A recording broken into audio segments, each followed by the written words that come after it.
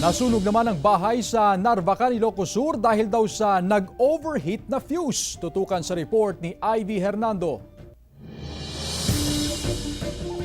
Binalot na makapal na usok ang bahay na ito sa Sitio Sagsagat, Barangay Kasilagan, Narvacan, Ilocos Sur.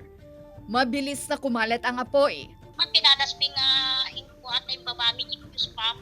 Wala na apuyin, ma'am. Kada badbado kami, ma'am. No?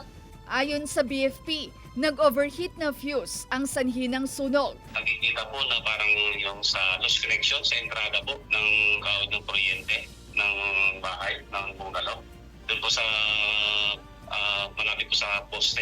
Nagkaroon po ng overheating, kaya po yung doon sa mismong bahay ay gumagamit pa sila ng yung parang cartridge type na fuse type.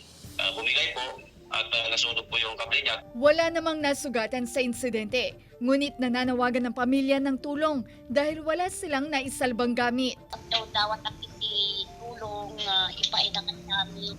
Talaga na rin talaga naawa ng kami, ma'am. Talaga awan. Payo ng BFP, ipasuri ang electrical connections sa mga certified na electricians. So dapat po, conscious po tayo sa mga fire safety. Halimbawa po kung lumalabas po tayo sa ating mga bahay-bahay, siguraduhin po natin na yung mga kawad po ng mga kuryente natin, yung mga appliances dapat po nahuhugot o dapat i-switch nyo na lang po yung sa mga main breaker man o breaker yung ginagamit o main switch naman po kung mga fuse po yung ginagamit po natin.